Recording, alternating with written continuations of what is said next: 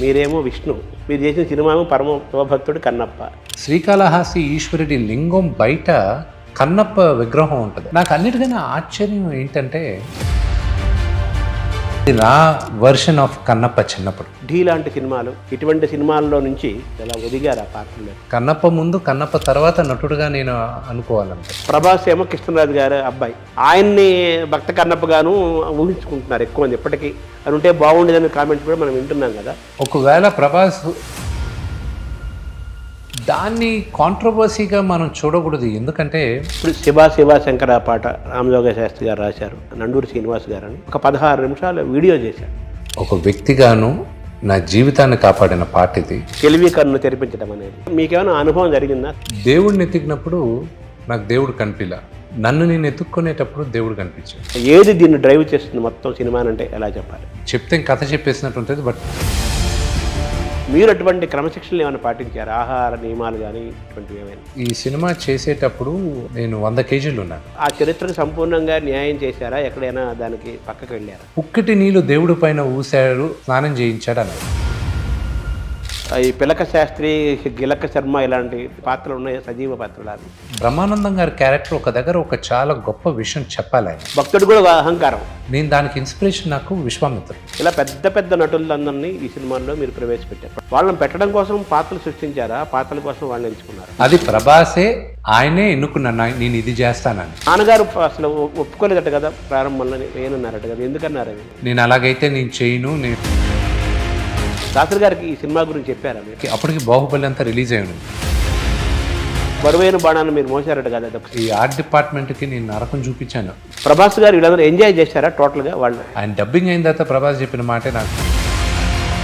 తర్వాత మీ గాయాలు కూడా అయినాయి విన్నాను, కరెక్టేనా? సర్జరీలు చేసిన తర్వాత ఇప్పుడు కొంచెం బాగా ఫేడ్ అవుట్ అయ్యింది. సో ప్రభాస్, అక్షయ్ కుమార్, మోహన్ లాల్, మోహన్ బాబు గారు, ఇన్ని పాత్రలు ఉన్నాయి కదా. ఇందులో ఈ పాత్రలందరికీ, అంత పెద్ద నటులకి సమన్యాయం జరుగుతుందా సినిమాలో? ఇంత పెద్ద సినిమా ఏ కీరవాణి గారో లేకపోతే ఎవరైనా ఇళయరాజా గారో వీళ్ళని పెట్టుకుంటారేమో అనుకున్నాం మేమందరం. నాన్నగారి మొదటి చాయిస్ కీరవాణి గారు, ఇళయరాజా గారే. కానీ నాకు భయం ఏంటంటే ఈ సినిమాలు పిల్లల్ని ఎందుకు ఇన్వాల్వ్ చేయాలనిపించారు? అబ్బాయి యాక్ట్ చేశాడు, అబ్బాయి పిల్లలు పాడారు. అది ఆ మూమెంట్ నాకు ఈ రోజుకి గుర్తు. రజనీకాంత్ గారు నాకు ఏడుపు వచ్చేసింది ఆయన మాట్లాడేటప్పుడు. మాయాబజార్ ఇన్స్పిరేషన్ ఉందా మీకు? మాయాబజార్ ఇన్స్పిరేషన్ నాకు ఎలాగంటే అండి, ఇవన్నీ ఉండగా న్యూజిలాండ్కి ఎందుకు ఎంపిక చేసుకున్నారు అనేది మన వాళ్ళు వేసే ప్రశ్న. ఫస్ట్ హాలీవుడ్లో చేయాలి అనుకుంటే అది అదే మీకు లిప్ కిస్ దాకా వెళ్ళారనేది ఉందా లేదా అని అది కూడా అంటున్నారు. సినిమాలో చీటింగ్ చేస్తాం మనం అంతే. ఈ నిర్మాణం ఎక్స్పెండిచర్ మీకు ఛాలెంజ్గా అనిపించలేదు? నేను వెళ్ళి న్యూజిలాండ్లో ఎన్ని కోట్లు పెట్టి సినిమా తీసేదేంటి, ఇంత అతిరథ మహారథులు సినిమాలో యాక్ట్ చేసేదేంటి? కన్నప్ప కథ దగ్గరకు వస్తే దాని ఆన్సర్ బాపు రమణ గారే ఇవ్వగలరేమో, కానీ దాని చుట్టూ కూడా పెద్ద చర్చ జరిగింది. యాక్చువల్లీ నాకు షాక్. రావణ బ్రహ్మ త్వరలో శ్రీకారం చుడతారు, నెక్స్ట్ పెద్ద ప్రాజెక్ట్ రాబోతుంది. అంతా శివుడాజ్ఞ. నమస్కారం. మనతో పాటు మంచు విష్ణు ఉన్నారు. మంచు విష్ణు ఇప్పుడు కన్నప్ప అనే ఒక ప్రపంచ ప్రఖ్యాతి సినిమాని సిద్ధం చేసి ఒకసారిగా తెలుగువాడి సత్తాని, భారతదేశం సత్తాని ప్రపంచంలో వెలుగెత్తి చాటడం కోసం, ఆ జెండాను పాతడం కోసం సిద్ధమయ్యారు. త్వరలోనే ఆ గొప్ప సినిమా మన కంటెదురుగా, మన చెవులకు రానుంది. ఆ సినిమా విషయాలు, విశేషాలు తెలుసుకునే ప్రయత్నం చేద్దాం. నమస్కారం విష్ణు గారు. మీరేమో విష్ణు, మీరు చేసిన సినిమామో పరమ శివభక్తుడు కన్నప్ప. ఈ కాంట్రాస్ట్ని మనం ఎలా చూద్దాం? నేను చిదంబరం ఈ మధ్య వెళ్ళొచ్చాను. జంబుకేశ్వర్ వెళ్ళాం.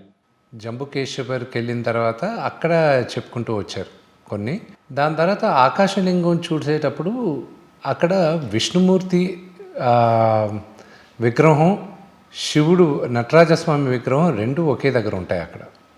అంటే ఒకే గుడి కాంప్లెక్స్లో. వాళ్ళు నమ్మేది ఏంటంటే ఇద్దరు ఒకటే అని, అంటే అన్ని శక్తి అని నమ్ముతాం. బట్ అంతా శివలీల ఇదంతా. రెండు వేరు వేరు కాదు, ఇది సబ్కా మాలకి ఏకే అన్నట్టుగా. రూపాలు వేరైనా దైవం ఒకటే, ఆ శక్తి స్వరూపం ఒకటే. కరెక్ట్గా చెప్పారు. అన్నట్లుగా మీ పేరు విష్ణు, మీరు శివుడు ఉన్నాడు, శివుడిలో విష్ణువు ఉన్నాడు, విష్ణువులో శివుడు ఉన్నాడు. అందుకే ఆయన హరిహరనాథ తత్వాన్ని తీసుకొచ్చారు తిక్కన గారు. విష్ణు రూపాయ నమః శివాయ అంటాడు. ఓహో, విష్ణు రూపాయ నమః శివాయ. విష్ణు రూపంలో ఉన్న శివుడికి, శివుడి రూపంలో ఉన్న విష్ణువుకి నమస్కారం అంటాడు అనమాట. ఆ విష్ణు రూపాయ నమః శివాయలో విష్ణువుకి శివుడికి మధ్యలో నమః అని పెట్టాడు పేరు.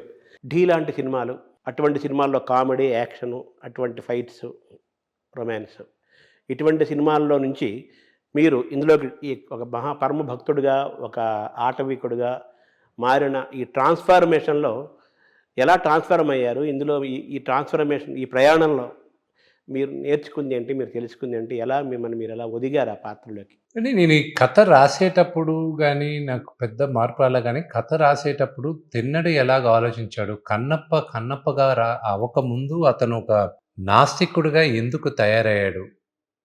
అతని జీవితంలో ఏం జరుగుంటే అతను నాస్తికుడిగా అయ్యుంటాడు అన్న ట్రావెల్ జర్నీ ఎక్కువ చేసి కథ రాసేటప్పుడు బర్నీ గారు ఇచ్చిన కథని డెవలప్ చేసుకుంటూ ఇంకా పెద్ద స్పాన్లో చేసుకునేటప్పుడు నేను ఆంజనేయ స్వామి భక్తుడు, హనుమాన్ చాలీస చదువుతాను అంత.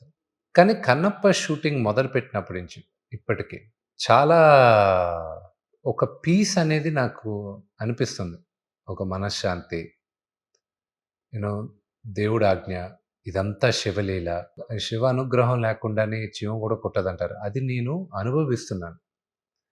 అంత శివలీల అనేది నాకు అనిపిస్తుంది. సో ఒక వ్యక్తిగా కూడా నేను మారింది కన్నప్ప సినిమా. సో ఒక నటుడుగా కూడా కన్నప్ప ముందు, కన్నప్ప తర్వాత నటుడుగా నేను అనుకోవాలంతే. నటుడిగా, నిర్మాత నాన్నగారు అఫ్కోర్స్. అంటే ఈ మూవీకి ఇంగ్లీష్లో ఒక పదం ఉంది, షో రన్నర్ అని. అది తెలుగులో కరెక్ట్గా నాకు తెలియదు. అది షో రన్నర్ అంటే మొత్తం ఇతనే రన్ చేసేది. ప్రొడ్యూసర్స్ అందరూ మిగతా వాళ్ళు చాలామంది ఉంటారు. బట్ ఎందుకంటే ఇది పుట్టింది నా you know it is my baby. నా దగ్గరకు తీసుకొచ్చినప్పటి నుంచి నేను నా బిడ్డగా చూసుకుంటూ ఈరోజు ఈ స్టేజ్కి తీసుకొచ్చాను. So anything, every small thing ఈ సినిమాలో అది I was involved in it because it is my baby. ఇప్పుడు శివ శివ శంకర పాట రామజోగ శాస్త్రి గారు రాశారు. దానికి ఇప్పటికే కొన్ని కోట్లాది వ్యూస్ వచ్చాయి. చాలామంది దాన్ని మెచ్చుకున్నారు, పండితులు, పామర్లు. అది రీచ్డ్ది. ఈ పాట సందర్భంలో బెంగళూరులో ఒక దేవాలయంలో ఈ పాట వినపడుతుంటే, ఈ పాట ఎందులోది ఏమిటి అని అసలు తెలియకుండా ఆయన ఒక పెద్ద ఆయన నండూరి శ్రీనివాస్ గారని, ఆయన చాలా ప్రవచనాలు చేయడం, మంచి మంచి విషయాలు, దైవికమైన అంశాలని అద్భుతంగా యూట్యూబ్లో మాట్లాడుతుంటాడు. ఆయన మాటలకి ల్యాక్స్ ఆఫ్ వ్యూస్ వస్తాయి. ల్యాక్స్, ఇలా వీడియో పెడితే ల్యాక్స్లో వెళ్ళిపోతాయి. ఆయన వీడియో ఒకటి నేను చూడటం జరిగింది. అది కూడా పొద్దున్న చూశాను. ఎందుకో ఇలాగ ర్యాండమ్గా కనిపించినప్పుడు ఆయన దాదాపు 16 నిమిషాల పాటు ఈ పాట గురించి మాట్లాడారు. శివ శివ శంకర. ఆయన బెంగళూరులో ఉంటారు, ఐటీ సాఫ్ట్వేర్ ఇంజనీర్. అతను శివుడి గుడికి వెళ్తే ఈ పాట వస్తుందట, శివ శివ శంకర. ఇది ఎందులోనో ఏదన్నా ఫోకో ఏదైతే ఇంకేదైనా కవి రాసిందో, ఏదైనా పాతదో అనుకుంటున్నారట. అనుకుని ఎవరిని అడిగితే ఇది కాదండి, ఇది మన మంచు విష్ణు వాళ్ళు సినిమా తీస్తున్నారు కన్నప్ప, ఆ కన్నప్ప సినిమా పాట ఇదని.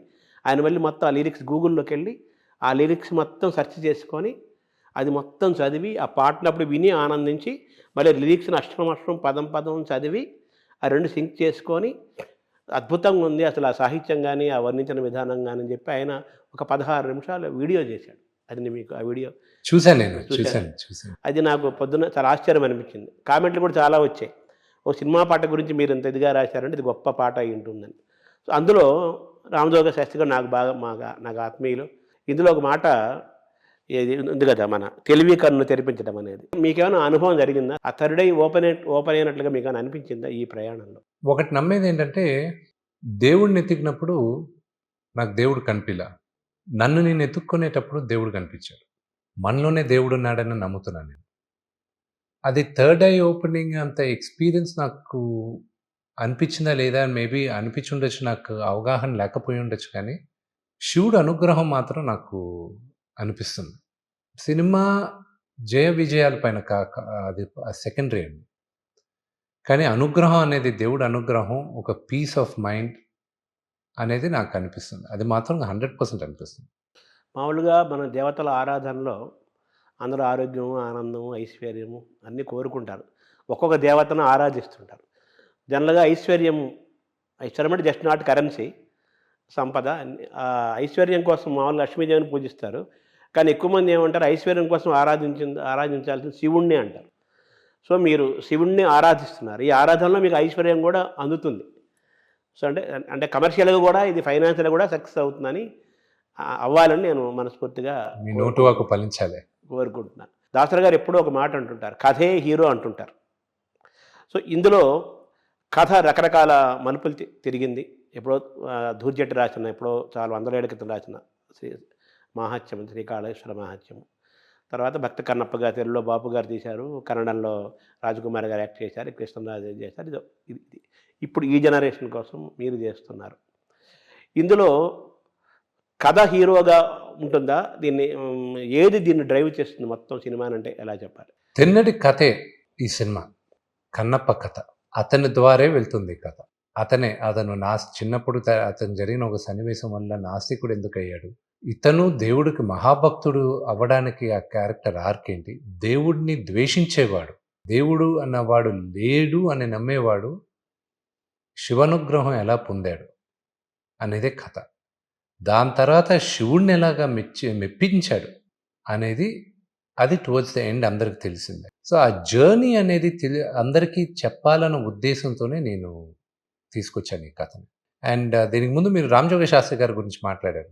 ఆయన్ని నేను మన శ్రీకాళహస్తి గుడికి వెళ్ళినప్పుడు ఆయన నేను పక్కకు పిలిచి చెప్పాను, నన్ను ఈ పాట ఎన్నో సందర్భాల నుంచి కాపాడింది, ఒక వ్యక్తిగాను నా జీవితాన్ని కాపాడిన పాట ఇది.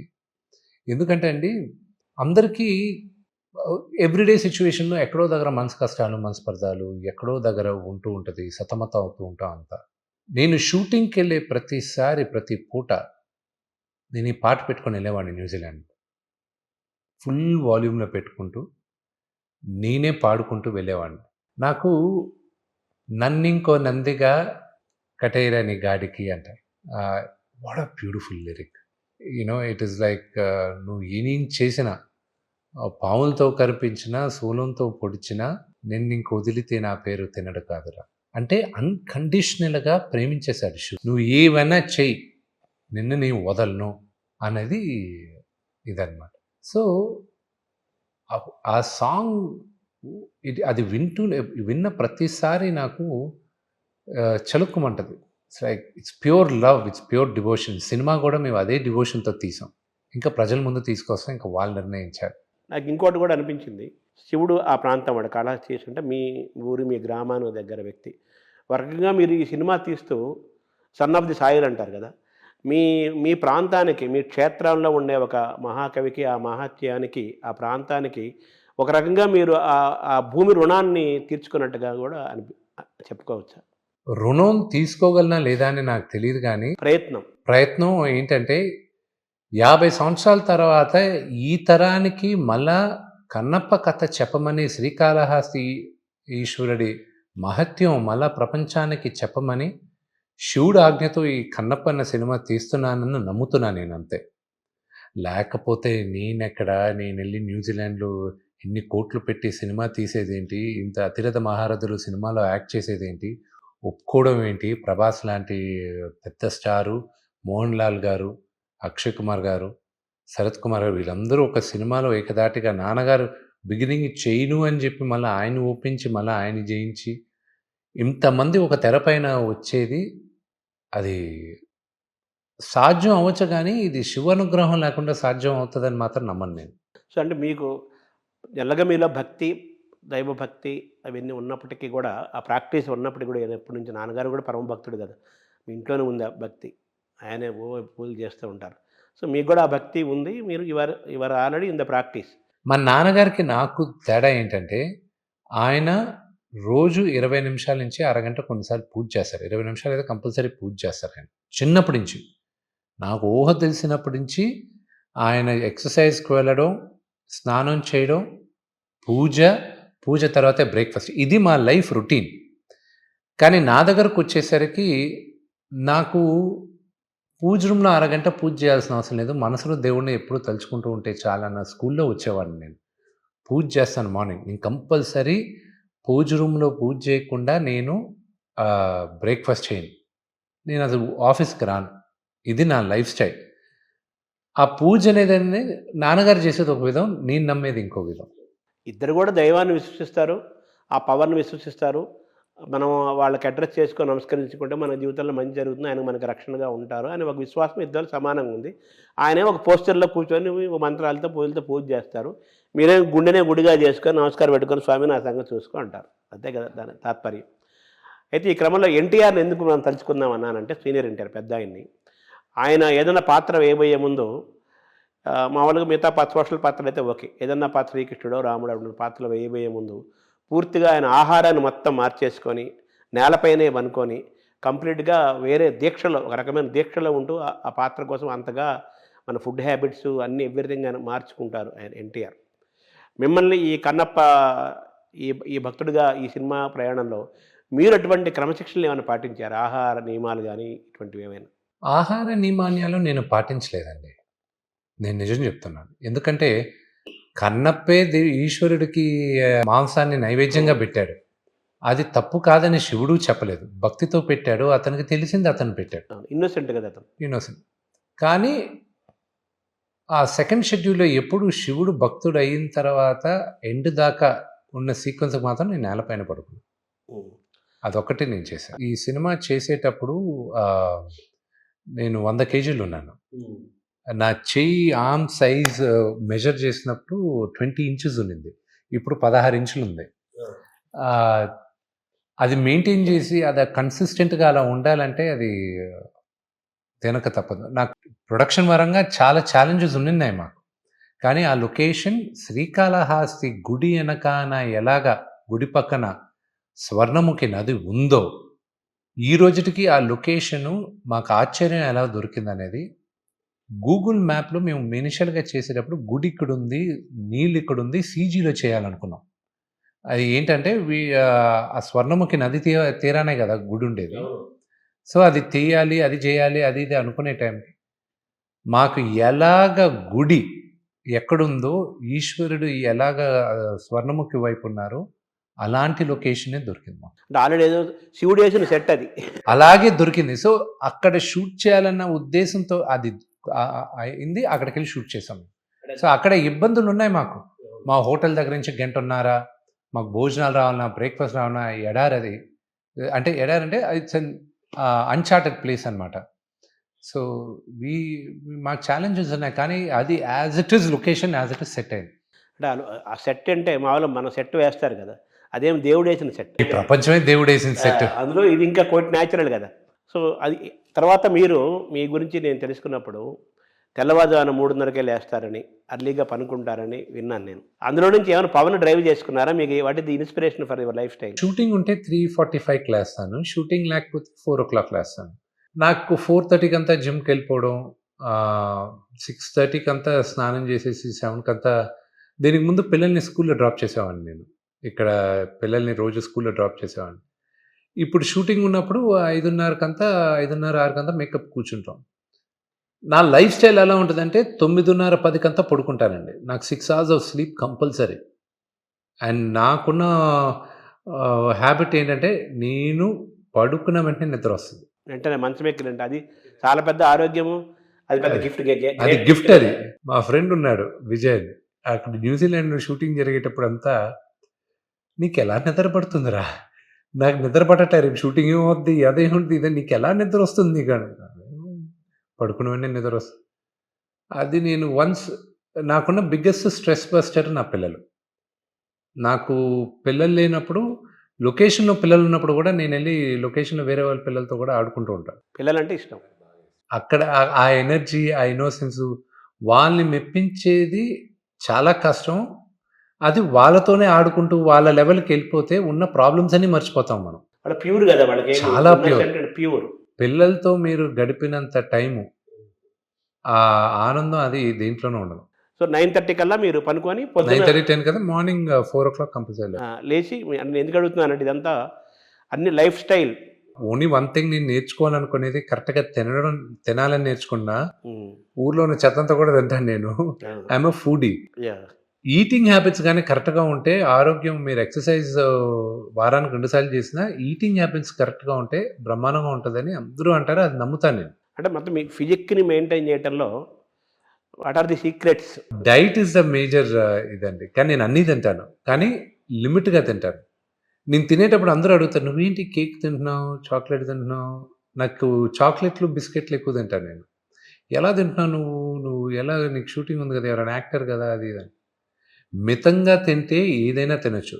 అతిగా మీరు అన్నం తిన్నా తప్పే, మీరు కూరగాయలు గూడా అతిగా తిన్నా గూడా తప్పే. సో, ఏదైనా ప్రేమించడం అయినా సరే, దేనైనా మనం ఏదైనా మితంగానే చేస్తేనే అన్నీ కరెక్ట్‌గా ఉంటుంది. సో మీ మీ secret of mental and physical హెల్త్‌లో ఆహారాన్ని అన్నీ తింటము, మితంగా తింటము, అర్లీగా పనుకోవటం, అర్లీగా లేవటం. అది మీరు బ్రహ్మముహూర్తంలో లేస్తున్నారు. ఆ టైం అద్భుతమైన ముహూర్తం అది. నాకు ఆ టైం నా టైంగా అనిపిస్తుంది నాకు. హ్మ్. నన్ను ఎవ్వరు డిస్టర్బ్ చేయరు. No phone calls, nothing.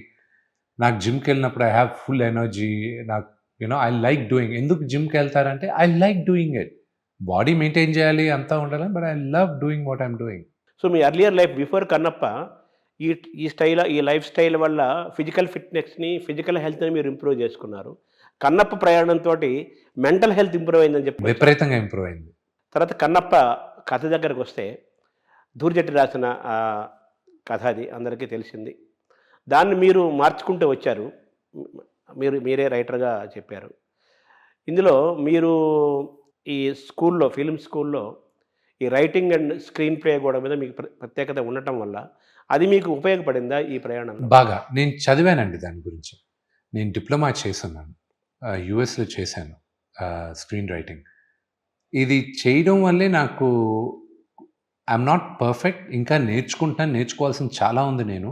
ఇది రాసేటప్పుడు నాకు మిగతా వాళ్ళు సహాయం కూడా చేశారు. భారతదేశంలో కాదు, ప్రపంచంలోనే one of the brilliant script writers ఈ సినిమాకి నాకు సహాయం చేశారు. పరుచూరి గోపాలకృష్ణ గారు. ఆయన మహానుభావుడు. ఆయన స్క్రీన్ ప్లేలో గానీ, స్క్రీన్ రైటింగ్‌లో గానీ, స్క్రిప్ట్స్‌లో గానీ ఆయన అందించినటివి నిర్మోహమాటంగా లేదురా ఇది బాలేదురా అని చెప్పడం గానీ, రెండోది ఆయన నేను ఆయన ఎంత గొప్ప రైటర్ అంటే ఈ ట్రెండ్‌కి గూడా మీటర్ పట్టుకునే రైటర్ ఆయన. అడ్వాన్స్‌డ్‌గా ఉన్నాడాయన. అడ్వాన్స్డ్‌గా మా నాన్నగారికి ఎక్కలా కొన్ని పాయింట్స్ నేను చెప్పేటప్పుడు. ఆయన నాన్నగారికి చెప్పే విధానం చెప్పాడు. లేదు బాబు ఇది కరెక్టు. నువ్వు అనుకునేది తప్పు. బాబు వెళ్ళేది కరెక్ట్‌గా వెళ్తున్నాడు. కుర్రోడు చెప్పింది ఇది కరెక్ట్‌గా ఉంది అని ఆయన నా తరపున కూడా ఫైట్ చేశాడాయన. ఎందుకంటే నాన్నగారి ముందు నేనెక్కడ మాట్లాడేది నేను మాట్లాడే అంత అంటే ఈ జనరేషన్‌కి ట్రెండ్ మీరన్నారు గదా! 'భక్త కన్నప్ప' బాపు గారు తీశారు.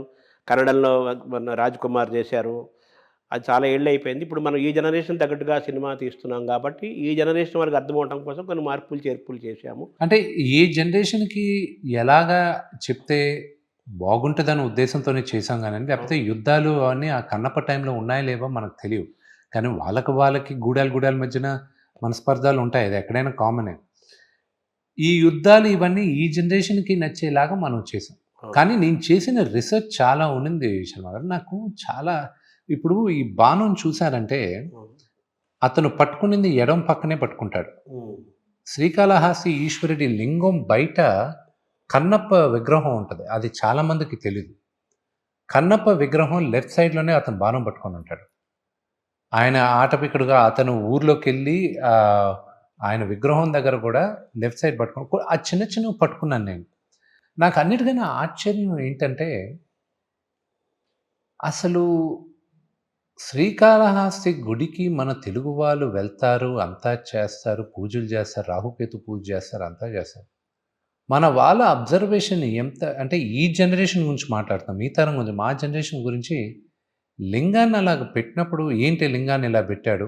ఇదేదో కొత్త లింగంగా ఉంది ఏంటి అని. నాకు షాక్ అయ్యాను నేను. అంటే ముందు సినిమాల్లో లేని డీటెయిల్ అంతకుముందు సినిమాల్లో కూడా డీటెయిల్ లేదు. లింగాకారం అందరికీ తెలిసింది ఇంతే. ఆ లింగాకారం అలాగే ఉండాలి కదా! ఇతనేంటి కొత్తగా ఒక లింగాన్ని తీసుకొచ్చాడు. దాని చుట్టూ కూడా పెద్ద చర్చ జరిగింది యాక్చువల్‌గా. అసలు నాకు అర్థం కానిది ఏంటంటే అసలు వాయులింగం భూప్రపంచంలో వాయులింగం ఉంది. అసలు పంచభూతాల లింగాలు ఉంటాయి. దాంట్లో వాయులింగం శ్రీకాళహస్తిలో ఉంది. వాయులింగాన్ని ఆ రూపం ఎందుకుంది? శ్రీకాళహస్తి అన్న పేరొచ్చింది. అసలు శివుడు వాళ్ళు చేసిన పూజలకి మెచ్చి లింగాకారం రూపం కూడా ఆ రూపాన తీసుకొచ్చాడు శివుడు. అసలు అది కూడా తెలుసుకోకుండా మీరు ఎలాగా విమర్శిస్తారనేది నాకు అర్థం కాదు. నాకు దీనికి ముందు సినిమాల్లో ఎందుకు ఆ లింగం ఎందుకు ఆ రూపాన్ని పెట్టారు నాకు ఈ రోజుకి అర్థం కావట్లా. నాకు ఆ బహుశా దాని ఆన్సర్ బాపు రమణ గారే ఇవ్వగలరేమో కానీ లింగాకారం ఎప్పుడు అక్కడ ఇప్పుడు మనం చూపించిన లింగాకారమే కదా ఈ సినిమాలో చూపించింది. అంటే అక్కడ ఉన్నదే మీరు చూపించారు. అది 3 feet 11 inches ఆ విగ్రహం, గుడి లోపల ఉండే విగ్రహం. అవును. అక్కడ ఒక ఆర్టిస్ట్ దాదాపు ఒక 15 రోజులు దర్శనం తీసుకుంటూ దాన్ని చూసుకుంటూ గీసుకుంటూ అక్కడున్న పంతుల్ని వాళ్ళని వీళ్ళని అడుగుతూ స్వామిల్ని వాళ్ళు ఇచ్చిన ఇన్పుట్స్తో గీసి వాళ్ళతో ఓకే అనిపించి దాని తర్వాత దాన్ని మేము ఇక్కడ మోల్డ్ చేసాం. కానీ 3 feet 11 inches మోల్డ్ చేయలే. నాకు భయం, ఎందుకంటే యాజ్ ఇట్ ఇస్ అలా చేయకూడదు మనం. అవును. అది కొన్ని ఆచారాలు అన్నీ చేయాలి.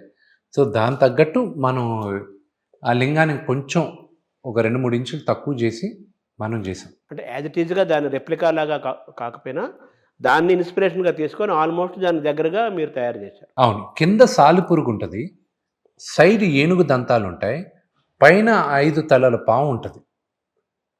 ఇది ఆ లింగం విశేషం, వాయులింగం విశేషం. ఇది తెలియలే చాలా మందికి. నాకు షాక్, ఏంటి ఇదానే ఇలాగో ఇన్ని సంవత్సరం పెద్ద పెద్ద వాళ్ళు కూడా నన్ను అడిగారు, ఏంటి లింగం అలవాటైన లింగం పెట్టాలి కదా. అలవాటైన లింగం కాదు అసలు. ఇప్పుడు ఈ జనరేషన్లో ఇంత ఇన్ఫర్మేషన్, ఇంత ఎడ్యుకేషన్ ఉన్నప్పుడు నేను దాన్ని న్యాయం చేయాలి కానీ నేను అన్యాయం చేయకూడదు కదా. కాకపోతే ఏంటంటే కంపారిటివ్గా చాలామంది గతంలో సినిమాల్లో చూసినవి, వేరే లింగాలు చూసినవి అవే ప్రింట్లు మనసులో పెట్టుకొని కంపారిటివ్గా దీని మీద విమర్శలు చేశారు. కానీ యాక్చువల్గా మీరు అక్కడైతే యాజ్ ఇట్ ఈజ్గా ఏ లింగం గుడిలో ఎలాగుందో అలాగే తీసుకొచ్చి చూపించాం అంతే. ఇప్పుడు ఎన్నో వందలు వేల సంవత్సరాలు అయింది కాబట్టి కింద సాలిపురుగు అనేది డీటెయిల్ లేదు. అప్పుడు డీటెయిల్ ఉండేది వాడుకలో, అది కొంచెం ఇదేం డీటెయిల్ తగ్గింది. కానీ సాలిపురుగు ఉంది అని అక్కడ ఉంది. అక్కడ ప్రధాన కాళహస్తి కదా, అది దాని పేరే అది కదా. సో మీరు చరిత్రని, గతంలో రాసిన చరిత్రని, పురాణాల్లో ఉన్నది చరిత్రని దాన్ని వక్రీకరించకుండా యాజిటీజ్గా ఆ చరిత్రకు సంపూర్ణంగా న్యాయం చేశారా? ఎక్కడైనా దానికి పక్కకి వెళ్ళారా? దూర్జటి గారు రాసిన ఒక కావ్యాన్ని బేస్ చేసే మనం అందరం చేసాం. కానీ ఆయన చెప్పినంత ఇది కూడా చేయలేదు. పుక్కిటి నీళ్ళు దేవుడి పైన ఊశారు, స్నానం చేయించాడు అన్నారు. నీళ్ళు పెడితే ఊశారు. అవును, అది పుక్కిటి నీళ్ళు అంతే. ఏంటి? అవును, అలా చేయలే. అది చేయడానికి కూడా భయం. కానీ వీడు నోటితో అభిషేకం ఎందుకు చేశాడు దేవుడికి అనేది ఒక రీజన్. దాన్ని కూడా కొంతమంది విమర్శించారు, ఏం పాత్రలో తీసుకురావచ్చు కదా, దీంట్లో తీసుకురావచ్చు కదా, దాంట్లో తీసుకురావచ్చు కదా అని. Everything has a reason. అది సినిమా మొత్తం చూస్తే అర్థం అవుతుంది. అర్థం కాకుండా ఒక షాట్, దానికి ముందు షాట్ ఎందువల్ల అది జరిగింది ఏంటి అనేది వాళ్ళకి తెలియదు. సినిమా చూస్తే అందరికీ ఆన్సర్లు వస్తాయి. సో అండ్ దూర్జటి గారి కవి కూడా ఏంటి, దాంట్లో వాళ్ళ ఫాదర్ పేరు, వైఫ్ పేరు, నీలా అని అది అని అన్నీ రాశారు. కానీ చిన్నప్పుడు తిన్నడేంటి, అదేంటి, ఇదేంటి అని రాయలే ఆయన. అదంతా ఏ సినిమా చేసిన వాళ్ళ కల్పితం. అలాగే ఇది నా వర్షన్ ఆఫ్ కన్నప్ప చిన్నప్పుడు.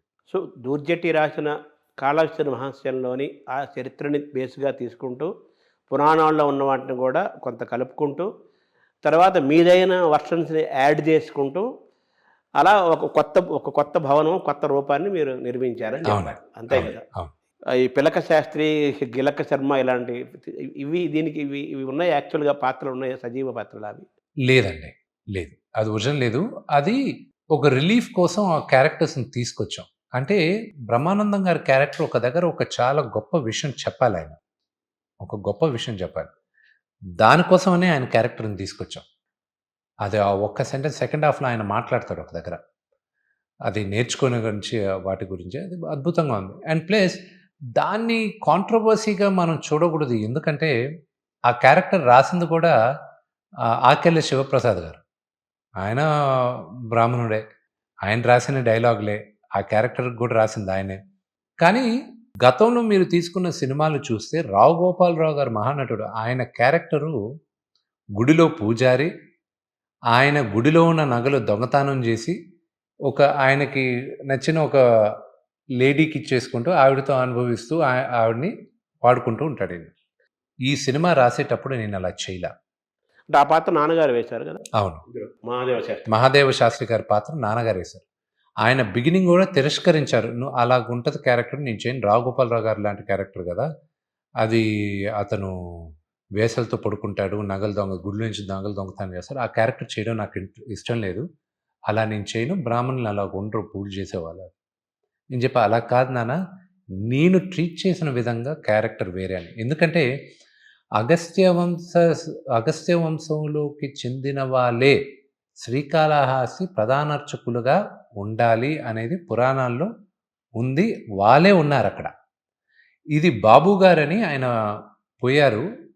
ఆయన ప్రధానార్చకుడుగా ఉండేటప్పుడు ఆయన్ని ఒకసారి పిలుచుకొచ్చి పరశురి గోపాలకృష్ణ గారు, నేను, మేమందరం కూర్చొని ఆయనతో చెప్పించుకున్నాం.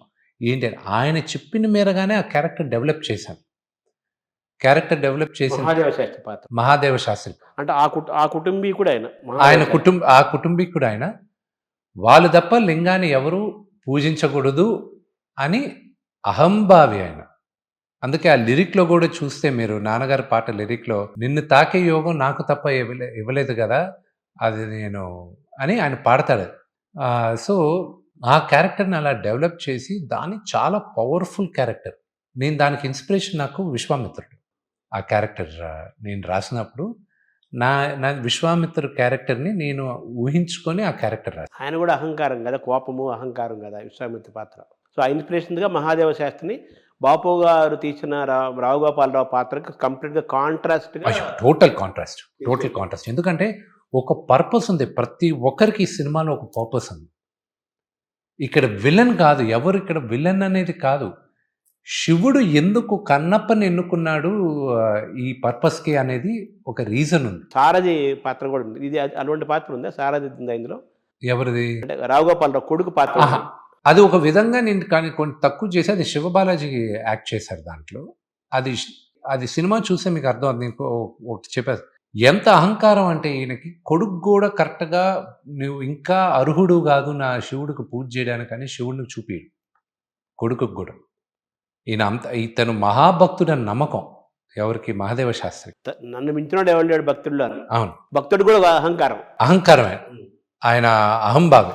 సో అది ఆ క్యారెక్టర్ కూడా ఒక డిఫరెన్స్ ఉంటుంది. అది లాస్ట్లో ఎండింగ్ చూసినప్పుడు చెప్తే కథ చెప్పేసినట్టు ఉంటుంది. బట్ ఇట్స్ ఫర్ మీ, నా వరకు it's a very very personal story for me. ఇప్పుడు మీరు అక్షయ్ కుమారు, అలాగే మన శరత్ కుమారు, మోహన్ లాలు, మోహన్ బాబు గారు, మీ తండ్రి అయినప్పటికీ కూడా ఆయన పెద్ద యాక్టర్ కదా మోహన్ బాబు గారు. ఇలా పెద్ద పెద్ద నటులందరినీ ఈ సినిమాల్లో మీరు ప్రవేశపెట్టారు. ప్రభాస్, పెద్ద వాళ్ళని స్టార్స్ అందరినీ, పెద్దవాళ్ళని స్టార్స్ అందరినీ ఇందులో పెట్టారు. వాళ్ళని పెట్టడం కోసం పాత్రలు సృష్టించారా? పాత్రల కోసం వాళ్ళని ఎంచుకున్నారా? ఆ పాత్రలు వీళ్ళు చేస్తే బ్రహ్మాండంగా ఉంటుందన్న ఉద్దేశంతో వాళ్ళందరినీ ఎన్నుకున్నాను నేను. అంటే ఇప్పుడు శివుడి పాత్ర ఏమో ఆయన పెంచుకున్నారు, ఎవరు? అక్షయ్ కుమార్. రుద్ర అనే పాత్రకేమో ప్రభాస్ గారు. అది ప్రభాసే, ఆయనే ఎన్నుకున్నాను, నేను ఇది చేస్తానని ఆయన ఎంచుకున్నాడు. అలాగే మన పార్వతి పాత్రకేమో ఆమె కాజల్ అగర్వాల్ని ఎంచుకున్నారు.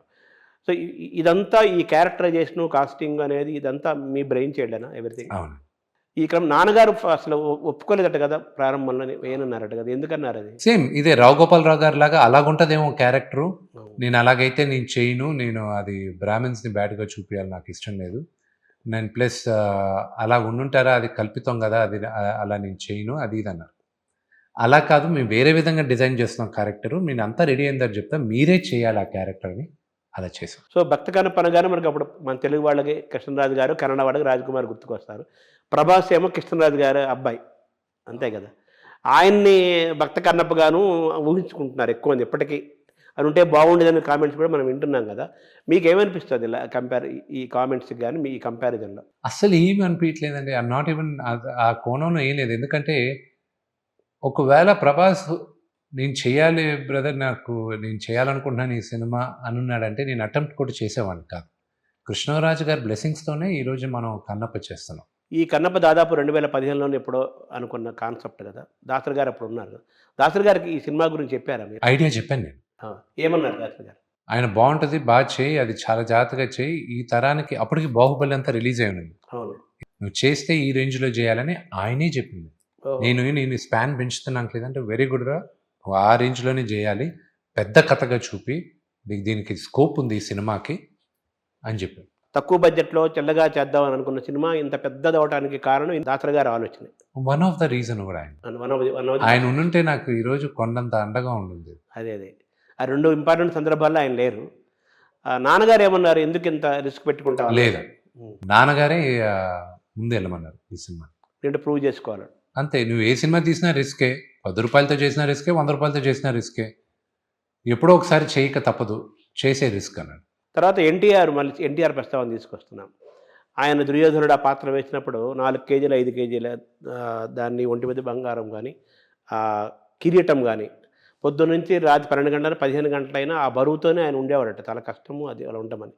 మీ బాణం కూడా చాలా బరువైన బాణాన్ని మీరు మోసారట కదా, అది ఒకసారి అది అందులో మీరు పడిన కష్టం కానీ అప్పుడైనా ఆనందం కానీ రెండూ చెప్పండి. ఈ ఆర్ట్ డిపార్ట్మెంట్కి నేను నరకం చూపించాను. మన ఇండియన్ ఆర్ట్ డిపార్ట్మెంట్కి చూపించాను, న్యూజిలాండ్లో ఉన్న ఆర్ట్ డిపార్ట్మెంట్కి నేను చూపించాను.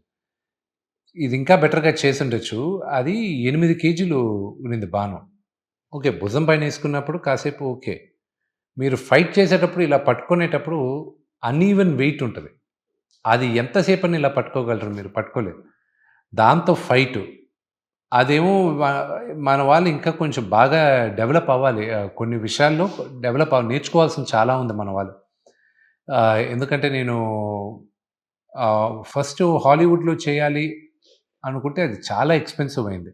బట్ టైం కన్స్ట్రెయిన్ వల్ల వీటి వల్ల నేను కరెక్ట్గా క్రాక్ చేయలేదు. కానీ కరెక్ట్గా నేను కాన్సన్ట్రేట్ చేస్తుంటే అది కూడా నేను చేసాను. పేపర్ వెయిట్ ఉంటాయి అక్కడ. నేను మార్వెల్ కామిక్స్ చేసిన కాస్ట్యూమ్ డిజైనర్ దగ్గరికి వెళ్ళాను నేను. వాళ్ళ ఆభరణాలు కానీ వాళ్ళ కాస్ట్యూమ్స్ వాళ్ళు చేసే సైన్స్ అండ్ ఇంజనీరింగ్ దాంట్లో వాళ్ళు కాన్సన్ట్రేట్ చేసేది ఎక్స్ట్రాడినరీగా ఆలోచిస్తారు వాళ్ళు. అసలు వాళ్ళు కొత్తవి కనిపెడతారు. ఓహో దీనికి ఇది వాడదాం, దీనికి ఇది. So they push the boundaries. ఒకప్పుడు మనం కూడా బౌండరీస్ పుష్ చేసేవాళ్ళం. కానీ ఇప్పుడు we are yet to push the boundaries. అది ఇంకా లైట్ వెయిట్ చేసి ఉండొచ్చు. కానీ మేబీ నెక్స్ట్ మూవీ ఏదైనా పౌరాణిక చేసేటప్పుడు ఈ సినిమాలో చేసిన తప్పులు దాంట్లో చేయండి. తర్వాత మీ గాయాలు కూడా అయినాయి విన్నాను, కరెక్టేనండి? ఇప్పుడు కొన్ని సర్జరీలు చేసిన తర్వాత ఇప్పుడు కొంచెం బాగా ఫేడ్ అవుట్ అయింది, కొన్ని లేజర్ ట్రీట్మెంట్స్ చేసుకోవడం వల్ల. తర్వాత మీలో రచయిత ఉన్నాడు, రైటర్ ఉన్నాడు, మీరు స్క్రీన్ పే రైటర్ ఉన్నాడు. తర్వాత ఇదంతా ఈ బొమ్మనంతా బాపు గారు ఒక బొమ్మ వేస్తే కన్నప్ప బొమ్మ, మీరు మాటలతోటి స్క్రీన్ పే తోటి ఇంకో బొమ్మ వేశారు ఈ సినిమా మొత్తానికి. మీరే డైరెక్షన్ చేయొచ్చు కదా, మీరు కాకుండా వేరే తెలివితేటలు నాకు ఈ రోజు లేవు. ఆ మైండ్ సెట్ నాకు లేదు. And I do not have that. ఏదైనా ఒక చిన్న యాక్షన్ సీక్వెన్స్ ఏమైనా నేను అందించవచ్చు, కానీ ఇలా చేయొచ్చాను ఒక నటుడుగా నేను అడగచ్చు, కానీ డైరెక్ట్ చేసే మైండ్ సెట్ నాకు లేదు ఇప్పుడు.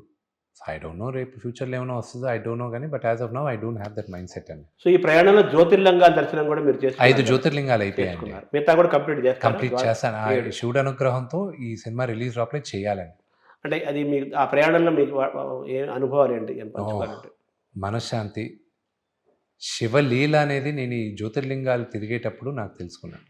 ఒక శక్తి మీకు ఈ కన్నప్ప సినిమా ద్వారా ఒక మహాశక్తి, తెలియని శక్తి ఏదో మిమ్మల్ని ఆవహించింది, మీరు జీవితంలో ఎంటర్ అయిందని ఫీల్లో ఉన్నారు మీరు? 100%. సో ప్రభాసు, అక్షయ్ కుమారు, మోహన్ లాల్, మోహన్ బాబు గారు, ఇన్ని పాత్రలు ఉన్నాయి కదా, ఇందులో ఈ పాత్రలందరికీ అంత పెద్ద నటులకి సమన్యాయం జరుగుతుందా సినిమా? 100% జరుగుతుంది. 100% జరుగుతుంది. మీరు సినిమా చూసినప్పుడు నాకు అది ఛాలెంజింగ్గానే అనిపించలే. మోహన్ లాల్ గారి సీక్వెన్స్ అందరినీ షాక్ చేస్తుంది. ఇదా మన చరిత్ర అనే చరిత్రని మళ్ళీ గుర్తు చేస్తున్నాను నేను. మన చరిత్రని, మన ఇతిహాసాన్ని ఆయన క్యారెక్టర్తో గుర్తు చేస్తున్నాను అని అందరికీ షాక్ అవుతారు ఆ ఎపిసోడ్ చూసి. సో మోహన్ లాల్ పాత్రే షాకింగ్ అవుతుందట ఓవరాల్గా, విపరీతంగా. ప్రభాస్ గారు వీళ్ళందరూ ఎంజాయ్ చేశారా టోటల్గా? వాళ్ళు ఆయన బాగా ఎంజాయ్ చేశాడు. అది ఆయన మాటలతోనే ఆయన చెప్పాడు.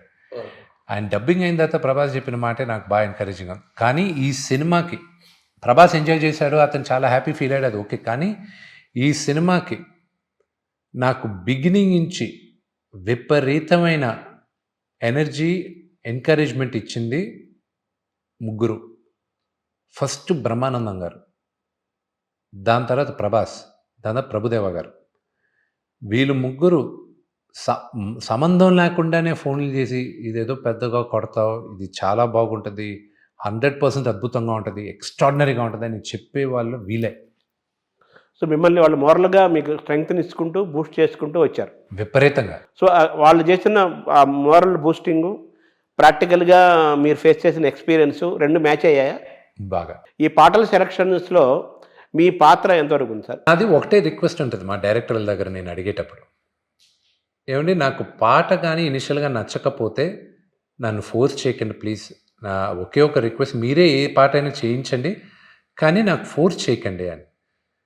ఈ పాటలు వచ్చేటప్పుడు ఈ మ్యూజిక్ డైరెక్టర్ని నేనే ఎత్తికెళ్ళి పట్టుకున్నాను. ఇతనిది ఫస్ట్ మ్యూజిక్ డైరెక్టర్కి ఫస్ట్ సినిమా అవుతుంది. యాక్చువల్ అది అడుగుదాం అనుకున్నాను మ్యూజిక్ డైరెక్టర్ గురించి. ఎందుకంటే ఇంత పెద్ద సినిమా ఏ కీరవాణి గారో లేకపోతే ఎవరైనా ఇళయరాజా గారో వీళ్ళని పెట్టుకుంటారేమో అనుకున్నాం మేము అందరం. నాన్నగారి మొదటి చాయిస్ కీరవాణి గారు, ఇళయరాజా గారే. కానీ నాకు భయం ఏంటంటే వీళ్ళందరూ మహానుభావులని. కీరవాణి గారు ఇది లెజెండ్. వీళ్ళ దగ్గరికి వెళ్ళి వీళ్ళ ముందు పుట్టి పెరిగిన వాడిని నేనెళ్ళి ఇలా కాదండి నాకు మ్యూజిక్ ఇలా కావాలి, ఈ సౌండింగ్ కాదు ఈ సౌండింగ్ అన్నారంటే వాళ్ళు ఎగిస్తాంతారు నన్ను. వాళ్ళ ముందు బచ్చాను నేను, చిన్న పిల్లాన్ని నేను. సో నాకు ఒక సౌండింగ్ కావాలి. నా ఏమంతా ఏంటి, ఇప్పుడు శివ శంకరం ఉంది, నాకు ఆ సౌండింగ్ బాగా ఇష్టం. దాంట్లో మళ్ళీ సన్నాయి ఉంది అంతా ఉంది, కానీ ఎక్కడ ఎలాగ ఇది చేయాలి, నాకు నచ్చిన మ్యూజిక్ డైరెక్టర్ దగ్గరికి వెళ్ళి అతను అడిగాడు, నేను ఇంత పెద్ద సినిమా నాకు ఎందుకు ఇస్తున్నావు అని అడిగాడు. స్టీఫెన్ కూడా. అండ్ ప్లస్ ఆయన ఒక క్రిస్టియన్, ఆయనకు ఆచారాలు నేర్పించాను నేను, అంతా చెప్పాను. ఆయన సీక్రెట్ ఛాన్స్ అని ఒక మ్యూజిక్ ఆల్బమ్ ఉంది, అవును, శంకర్ మహాదేవన్ గారిది. దానికి మ్యూజిక్ కంపోజ్ చేశాడు, అంటే అరేంజ్ చేశాడు ఈయన. మన తుడా దగ్గర ఉన్న కల్కి భగవాన్ వాళ్ళ చేసిన మ్యూజిక్. సో అది దానికి విపరీతమైన ఫ్యాన్. ఈరోజు కూడా చాలామంది గణేష్ స్తోత్రం అంటే అదే పెడతారు అన్ని దగ్గరలో, గణాదక్షాయ గణాదీక్షాయ. సో దానికి అరేంజ్ చేసిందాను. సో ఆయన పట్టుకొని నాకు ఇలా కావాలి అన్న. ఇప్పుడు 30వ తేదీ శ్రీకాళహస్తి స్థల పురాణం పాట నా కూతుర్లు పాడారు, అది రిలీజ్ చేస్తున్నాం. అది విన్నప్పుడు కూడా మీకు ఆ మ్యూజిక్ అర్థం అవుతుంది. స్టీఫెన్, ఈ పాట నేను శ్రీకాళహస్తి గుడికి అంకితం చేస్తున్నాను. ఆ గుడికి స్థల పురాణం ఇది. తరతరాలుగా ఈ పాటని అందరూ ఆ గుడిలో వేసుకొని వింటారు. శివుడిచ్చిన వరం, నువ్వు నమ్మేది జీసస్ కానీ నీ నమ్మేది శివుడిని. శివుడు నిన్ను చూస్ చేసుకున్నాడు, నా పాట తరతరాలుగా ఉండేది ఇతను చేస్తాడు అని నేను అలా చూస్తున్నాను అన్న. మేమిద్దరం బాగా ఎమోషనల్గా కనెక్ట్ అయ్యాం మ్యూజిక్ డైరెక్టర్. అంటే మీలోని శివుడు ఆయన సెలెక్ట్ చేసుకున్నాడు, అంతే కదా. సో ఆ పాట రేపు వచ్చిన తర్వాత కాళహస్తీసులో మన వెంకటేశ్వర స్వామి దగ్గర ఎలాగైతే కొన్ని అన్నమయ్య కీర్తనలు ఎలా వస్తాయో అలా అక్కడ ఎప్పటికీ నిరంతరాయంగా ఆ పాట వినపడుతూ ఉంటుందన్న విశ్వాసం మీకు కలిగింది? నాకు 100% ఉందండి. ఈ సినిమాలు పిల్లల్ని ఎందుకు ఇన్వాల్వ్ చేయాలనిపించారు? అబ్బాయి యాక్ట్ చేశాడు, అబ్బాయి పిల్లలు పాడారు. చిన్నప్పుడు క్యారెక్టర్ తిన్నడు అనేది ఉంది. అవరామ్కి 2 సంవత్సరాలు ఉన్నప్పుడు వాడికి మాటలు వచ్చి రాని వయసులో, వాడు 2 సంవత్సరాలు ఉన్నప్పుడు వాడు వచ్చి టీవీలో నేనేదో కనిపించాను. కనిపిస్తే నానా నానా నానా అన్నాడు ఇలాగా. ఓకే ఏంటి, టీవీ అన్నాడు. Nana in TV, Nana in TV. Yes I'm in TV, you also want be in TV అని.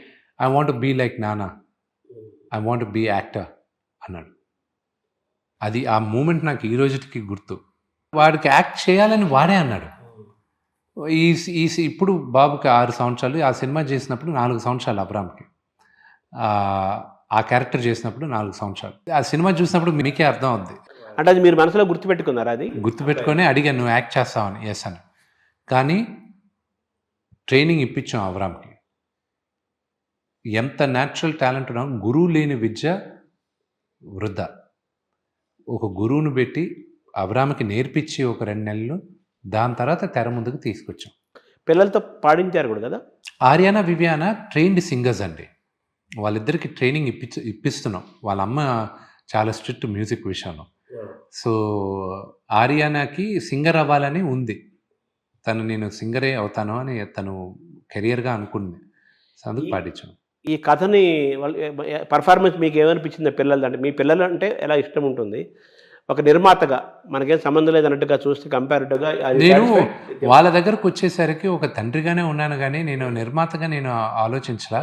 అది రేపు మీ ముందుకు వచ్చిన తర్వాత ఆ సినిమా మీకే అర్థం అవుతుంది. మిగతా వాళ్ళు ఏమన్నారు?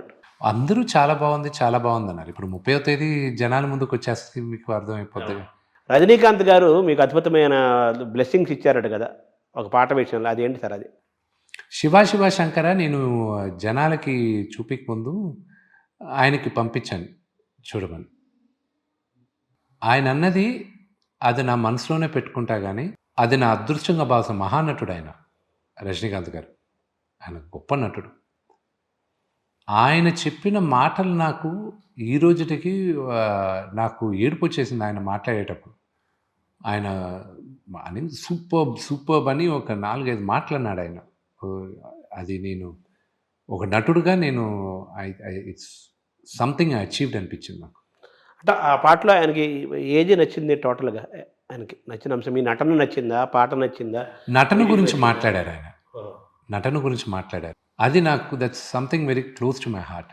అంటే సినిమా రిలీజ్ కాకముందే ఒక పెద్ద నటుడి నుంచి వచ్చిన ఒక సర్టిఫికేట్, ఏ గ్రేట్ బ్లెస్సింగ్‌గా మీరు దాన్ని స్వీకరిస్తున్నారు. 100%. అది డెఫినెట్‌గా ఇట్స్ డ్రైవింగ్ ఫోర్స్ ఫర్ యూనా డెఫినెట్‌గా. నాకు సినిమా ఇప్పుడు దాకా చూసిన ప్రతి ఒక్కరు అన్న మాట వాళ్ళందరూ నేను విష్ణుని చూడలేదు, కన్నప్పని చూసాం మేము. మా నాన్నగారు అన్న మాట కూడా అదే.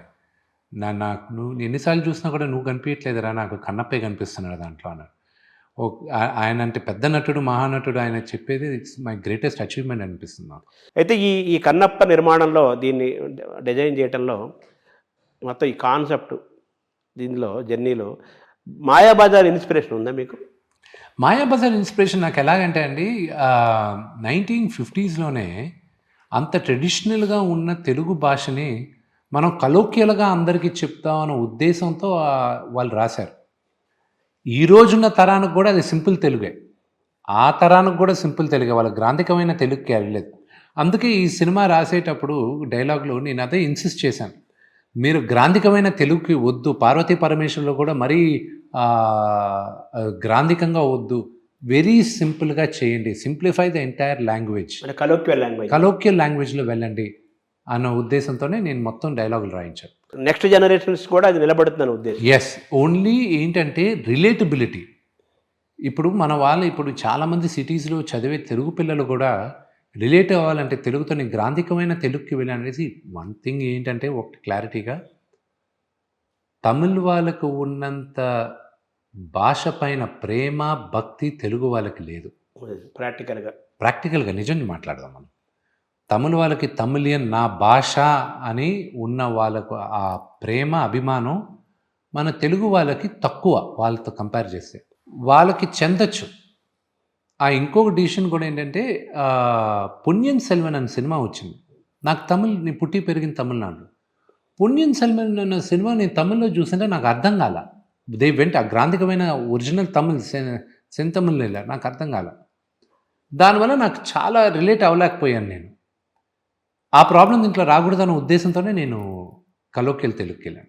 ఇప్పుడు ఈ పిలక గిలక ఇప్పుడు మన అందులో మాయాబజార్లో కూడా అటువంటి పాత్రలు పేర్లు పెట్టారు, పెంగళ గారు రాశారు అవన్నీ.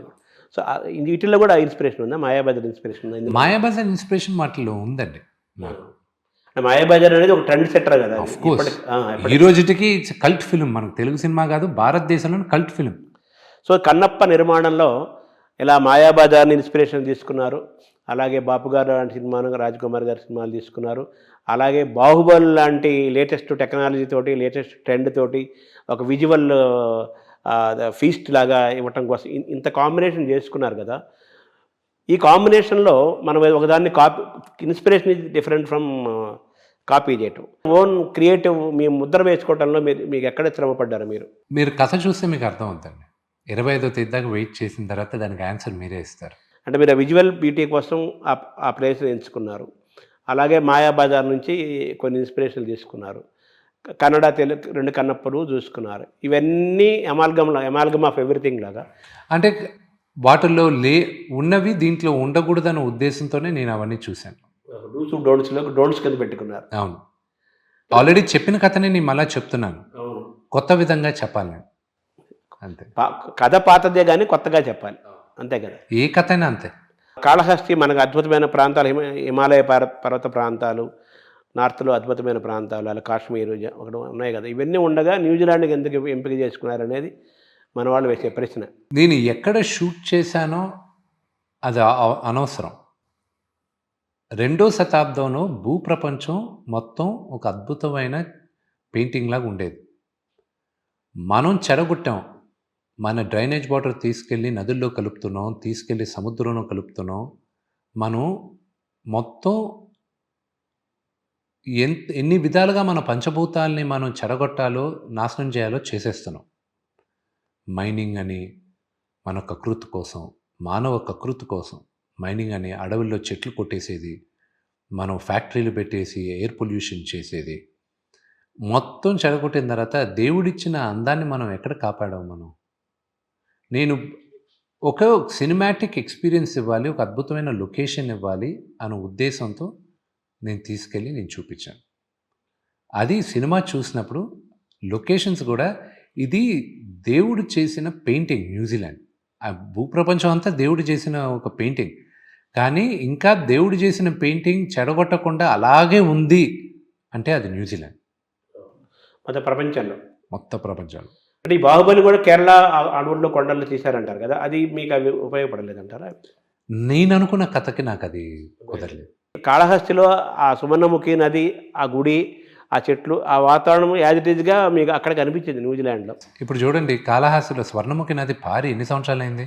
అవును, అన్ని రాళ్లే ఉంటాయి, నీళ్లు ఉండవు అక్కడ. అంతే, ఇసుకే మొత్తం. డ్యాములు కట్టి, కోర్స్ మనం అవసరం కోసం డ్యాములు కట్టుకొని నీళ్ళు ఆపాం. అసలు ఎప్పుడు పారే నదిని మనం సముద్రంలోకి చేరకుండా, మనం అలవాటు మనకి వేస్ట్ అవ్వకుండా డ్రింకింగ్ వాటర్ కోసం అని మనం ఆపాం రివర్ వాటర్ని. కానీ ఆ పారే నీరు అప్పట్లో ఎలాగుండేది?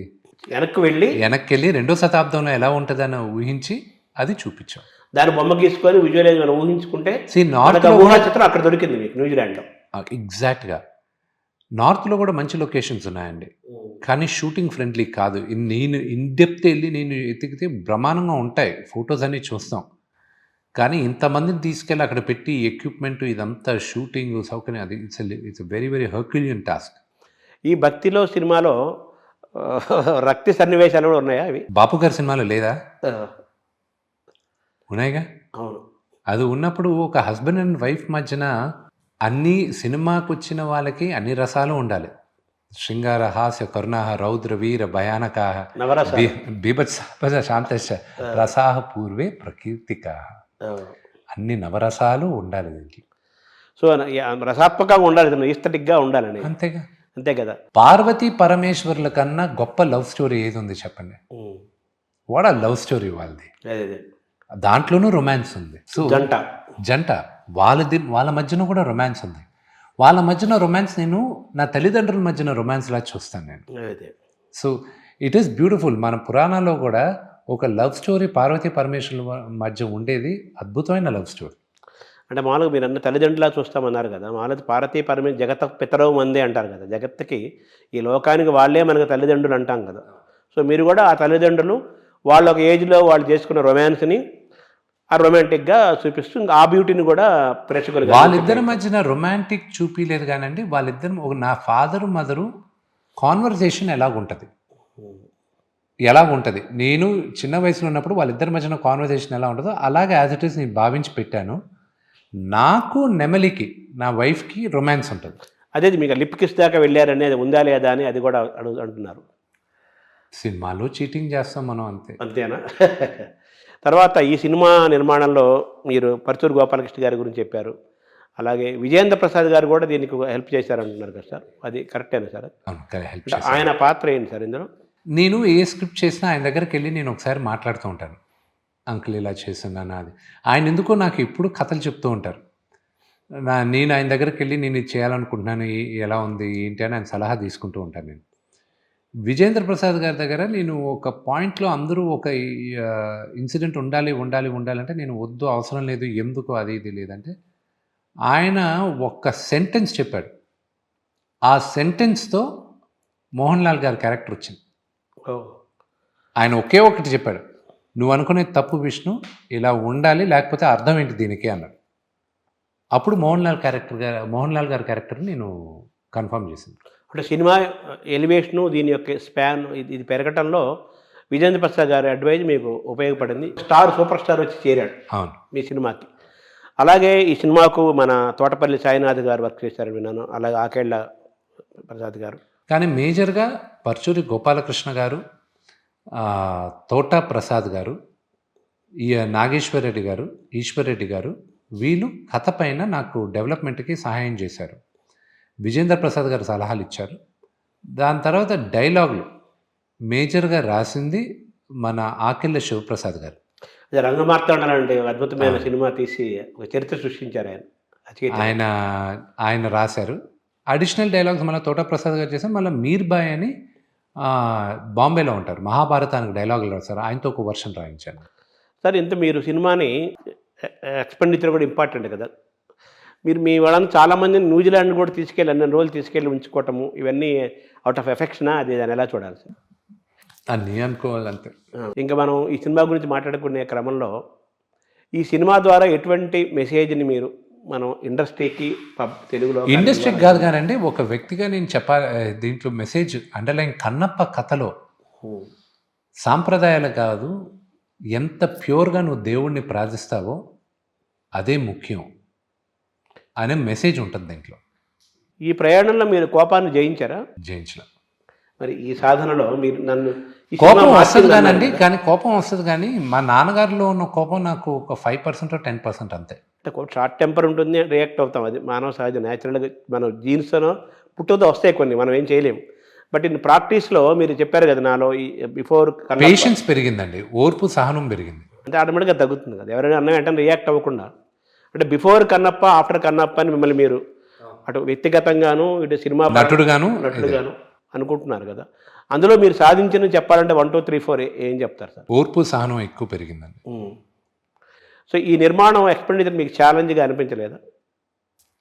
అనిపించలే. సో మీకు రెస్పాన్స్ ఎలా ఉంది సార్ ఈ సినిమాకి? ఈ మార్కెటింగ్ రెస్పాన్స్ ఎలా ఉంది? బ్రహ్మాండంగా ఉందండి. కానీ 25వ తేదీ జనాల ముందుకు వచ్చి వాళ్ళ దగ్గర రిజల్ట్ వచ్చేంత వరకు అదే స్త్రీ 9 నెలల గర్భం వచ్చి ప్రసవ వేదనలాగా నా బిడ్డని అందరి ముందు తీసుకెళ్తున్నాను. ఇంకా ఇప్పుడు ఈ కన్నప్ప సినిమా నిర్మాణంలో మీకు బోడు అనుభవం వచ్చింది, నాలెడ్జ్ వచ్చింది, తన హిస్టారికల్ సెన్స్ పెరిగింది, రీసెర్చ్ పెరిగింది, భక్తి పెరిగింది, మొత్తం మీ body mind soul everything totally changed towards a positive way, positive path. ఈ ఇన్స్పిరేషన్ తోటి నాన్నగారు రావణ బ్రహ్మ సినిమా తీయాలని అనుకుంది, అలాగే నాన్నగారు భారత భాగవత రామాయణ కథలు కూడా చాలా ఇష్టము.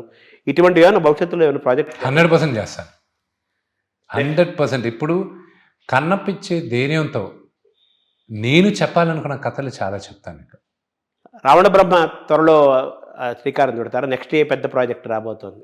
అంతా శివుడాజ్ఞ, శివలీలతో ఆయన అనుగ్రహం ఉంటే రావణ చేయాలని నాకు విపరీతమైన ఇంట్రెస్ట్. ఈ శివ అంతా శివుడు శివుడు అంటున్నారు కదా, మీరు పంచాక్షరి చదువుతారా? పంచాక్షరి మంత్రాన్ని ఓం నమస్తే మీ జపం చేస్తారా? నమస్కారం. మీ కన్నప్ప సినిమా మీ కూడా కాదు, మన Kannappa cinema super duper hit అవ్వాలి, ప్రపంచ ప్రఖ్యాతి రావాలి, బాగా డబ్బులు రావాలి, పేరు రావాలి, మీకు ఆరోగ్యం ఆనందం తృప్తినివ్వాలి. ఒక మాయాబజార్ లాంటి సినిమాలను మీరు ఒక ఇన్స్పిరేషన్తో తీసుకున్నారు కాబట్టి ఇది కూడా సినిమా చరిత్రలో, తెలుగు సినిమా భారతీయ సినిమా చరిత్రలో ఒక ట్రెండ్ను సృష్టించాలని ఆ భగవంతుని కోరుకుంటూ thank you very much. Thank you.